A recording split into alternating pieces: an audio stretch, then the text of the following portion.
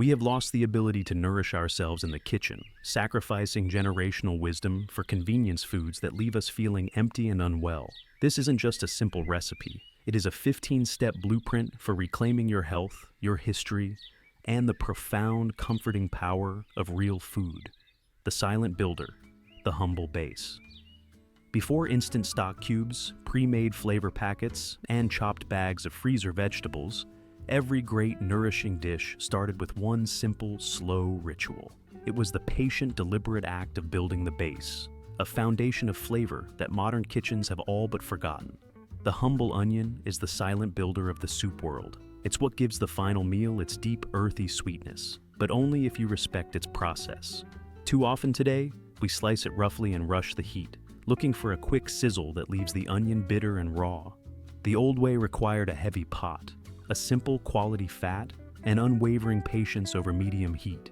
You weren't looking for a burn or a browning, you were looking for a transformation, a quiet sacrifice as the pungent, sharp cell walls slowly broke down and released their sweet, essential oils. The onion would turn translucent, almost like melted glass, softening into a golden, fragrant cushion at the bottom of the pot. This step alone takes more time than many modern recipes allow, but it determines the entire character of the broth. It is the secret difference between a thin, watery meal and a deeply satisfying supper. Ignoring this foundation is like building a house on sand. You must start strong and slow, but the next step requires choosing a fat that many health gurus warn you against. Why did the old world embrace it? The liquid gold of the old world. We have dozens of neutral, flavorless oils now, but our ancestors understood the essential power of a single, rich fat source, and that choice spoke volumes about the meal to come. Fat isn't just a medium for cooking. It is the essential conveyor belt for flavor, carrying the delicate essence of the onion and carrot through the entire dish. Before modern seed oils filled supermarket shelves, families relied on robust, natural fats.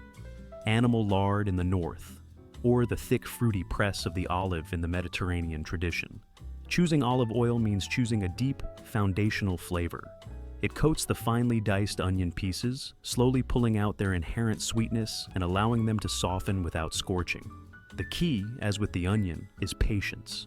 We must respect the medium heat, allowing the oil to shimmer gently, not smoke violently. When oil reaches its perfect temperature, it actively draws out the fat-soluble vitamins and aromatic compounds from the vegetables, locking them into the foundation of the soup. It acts like a quiet reservoir, waiting to release that accumulated richness later into the broth. This commitment to using flavorful, high-quality fat is what separates truly deep, satisfying cooking from the quick, flat meals we often consume today. Once the base is shimmering in this liquid gold, it's time to bring in the one secret vegetable that eliminates the need for any added sugar, the root of unsweetened balance. Many modern cooks, faced with a soup that tastes too sharp or flat, reach for a pinch of sugar or a boxed flavor enhancer to find balance. But the old kitchen had a far better, more honest solution, pulled straight from the cold earth. That solution is the humble carrot. Alongside the onion, it forms the essential sweet counterweight in the aromatic base. The carrot's inherent sugars are released slowly through the gentle sautéing process, mellowing the savory depth of the oil and onion without adding any refined sweetness. This is a foundational piece of wisdom, allowing the vegetables to season themselves.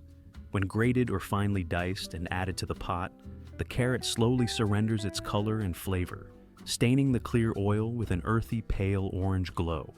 It does not just add a flavor, it provides a necessary structural component, smoothing the sharp edges of the other ingredients. Without the carrot, the soup is savory, but harsh. With it, the dish gains a layer of complexity and natural warmth, transforming the base from simply aromatic to truly harmonious. The onion, the olive oil, and the carrot, these three are the bedrock, essential for flavor. But the final necessary piece of the savory foundation is the one element everyone throws away, yet gives the soup its whisper of salt, the green backbone of depth. Ask a modern cook what celery is for, and they will likely say salads, crudités, or maybe a crunch in their stuffing. But they have forgotten its true role as the silent, savory structural engineer of all broths, providing an essential whisper of salt. The celery stalk is the final, non-negotiable component of the classic French mirepoix, the aromatic trinity of onion, carrot, and celery. It is easy to overlook its contribution because it often dissolves or fades into the background. Yet, without it, the soup will always taste flat, like a song missing its bass line. Celery's unique flavor profile, slightly salty, slightly vegetal, and deeply savory, is crucial for bridging the sweetness of the carrot and the pungent depth of the onion. It introduces a note of brightness that keeps the rich oil base from becoming too heavy. When diced finely and sautéed with its two partners, it surrenders its texture, but reinforces the flavor foundation. It's the hidden ingredient that provides the necessary contrast, proving that the deepest flavors are often the most subtle. With this aromatic trio now golden and softened, the base is complete. But before the water goes in, the next ingredient is added, and it gives the cook barely 60 seconds before the entire pot is ruined. The age-old protector, a moment of truth. In the old kitchens, garlic wasn't just another flavor. It was a potent guardian, a medicinal staple believed to ward off illness and evil alike. Yet, for all its power, it demands perfect timing and respect, offering a true test of a cook's patience.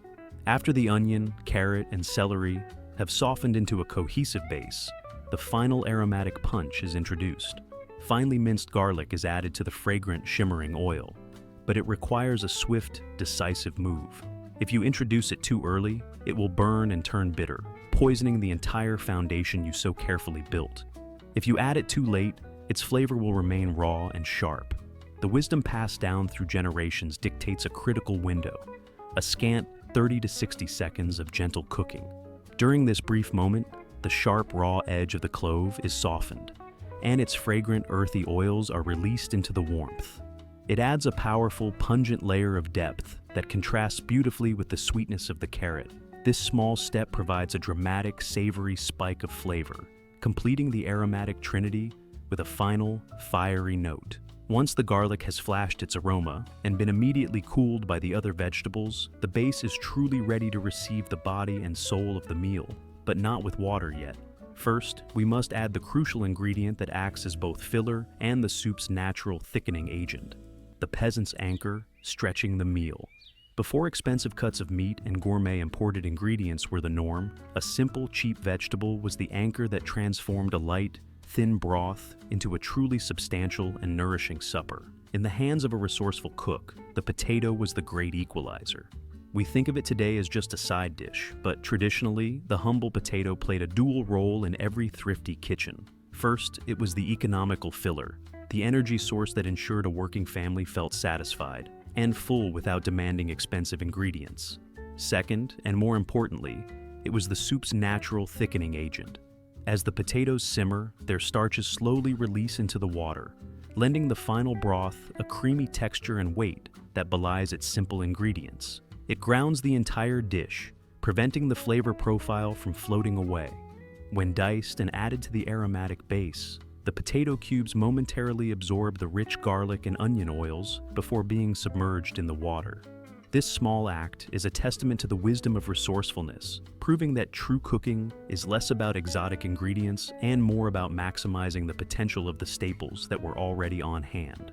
Now, with the foundation set and the body added, the cook performs a final, powerful act before the water arrives, adding a tiny, colorful powder, often ignored today, but which holds the key to the soup's health properties: the golden dust of internal warmth. Today, we purchase supplements and pills separated from their origin, hoping for a dose of wellness. But in the resourceful kitchen of the past, the knowledge of simple remedies was stored right in the spice jar, waiting for the precise moment of alchemy. Just after the potatoes are added and momentarily sautéed, the cook introduces a tiny, powerful pinch of turmeric. This isn't merely for coloring, it's a deep-seated tradition of cooking with intent. Turmeric, with its earthy, slightly bitter warmth, was known across the world as a source of internal heat and comfort. Its inclusion is an act of care, transforming the meal from simple sustenance into something actively beneficial. The vibrant golden powder blooms instantly when it touches the hot olive oil, staining the potato and onion base of a deep, rich ochre. This hue is a visual promise, a warm, anti-inflammatory embrace delivered in a humble bowl. The reason behind this spice its health-giving properties, is the forgotten wisdom here, reminding us that every meal was once a small act of preventative medicine.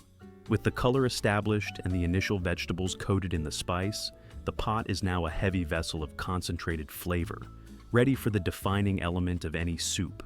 And that element isn't broth, but a deceptively simple liquid that instantly proves the quality of our base. The simple, sacred transition.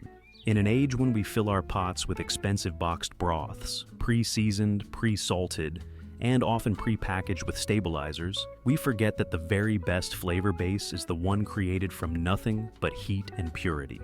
The greatest stock is the one the cook makes from scratch. This is the moment of the sacred transition, the addition of water. It is a deceptively simple step, yet profoundly important. By introducing plain water, the cook signals a deep confidence in the foundation already built.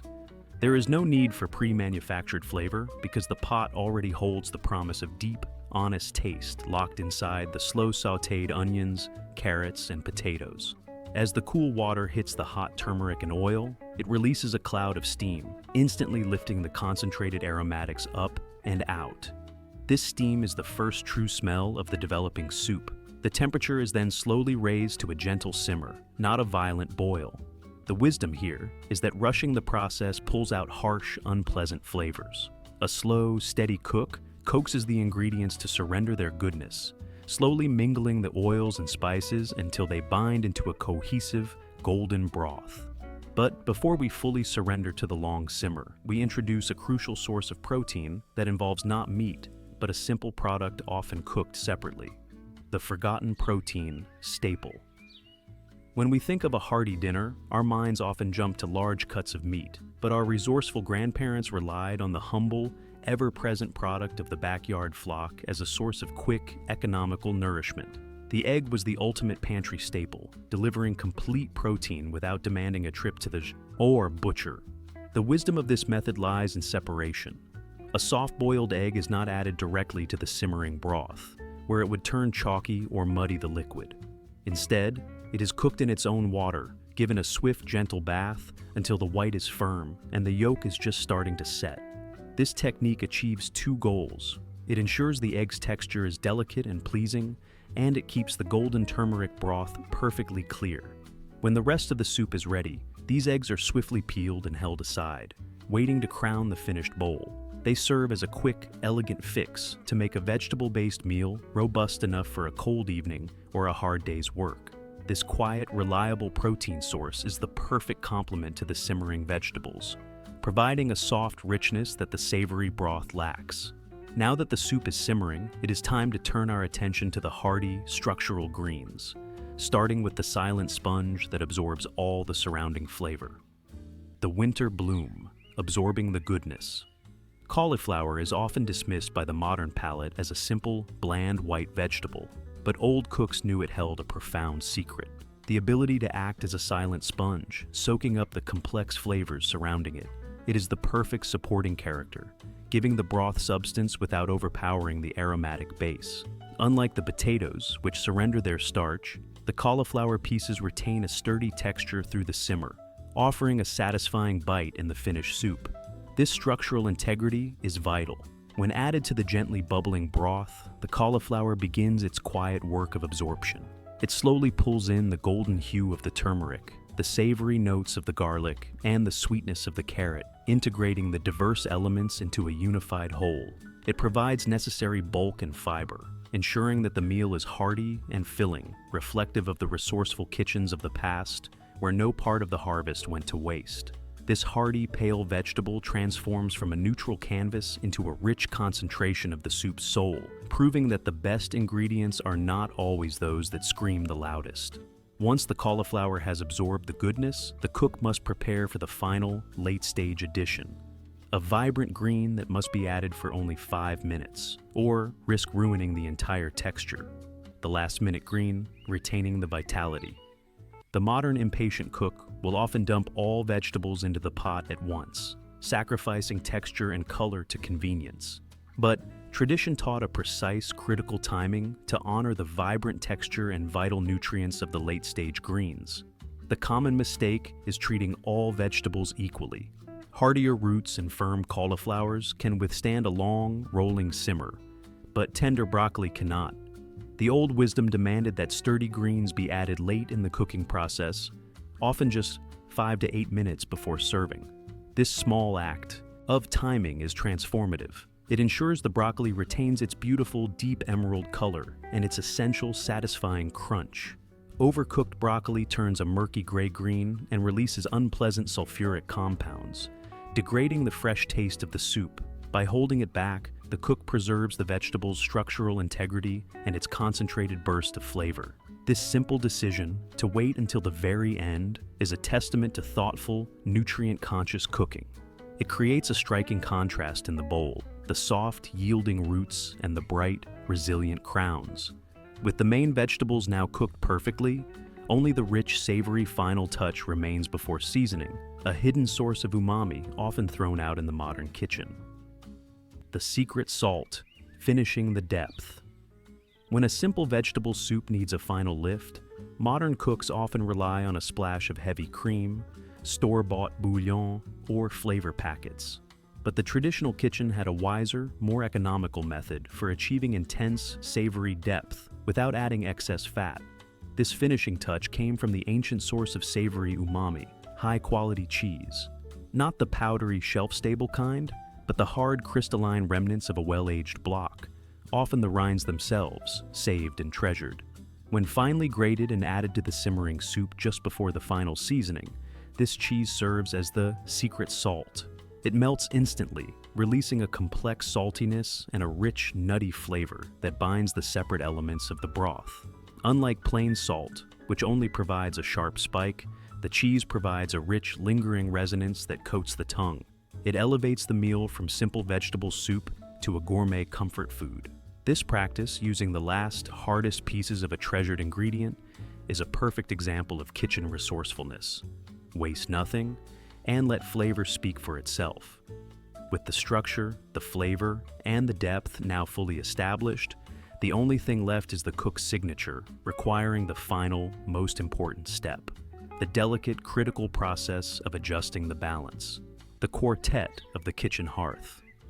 Before standardized, uniformly dried spice blends were sealed in perfect tins, the final seasoning was an intimate act, combining the simple necessities with a handful of fresh green life, clipped directly from the windowsill or garden patch.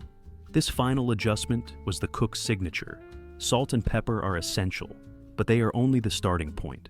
The greatest mistake in modern seasoning is failing to finish a savory dish with something bright and vibrant. This is where fresh herbs, particularly parsley, enter the scene. Added to the soup at the very last moment, the finely chopped green leaves release a sharp, clean fragrance that cuts through the soup's richness, preventing it from tasting heavy or dull. This trinity of salt, pepper, and fresh parsley, often joined by a pinch of fragrant Italian herbs, for warmth is the quartet that brings the whole song together. It is a moment of tasting, adjusting, and perfecting, relying not on a pre-measured recipe, but on intuition and experience. This act requires the cook to pause, taste, and use their own senses to declare the soup ready. The final balanced flavor is not guaranteed by the ingredients. It is earned by the hand that seasons. Now, with the flavor flawless, the simple ceremony of serving begins. A final, deliberate ritual of presentation that proves whether the cook truly cared. The ritual of the final cut. We live in a hurried age where food is often slopped into a bowl and rushed to the table, bypassing any semblance of ceremony.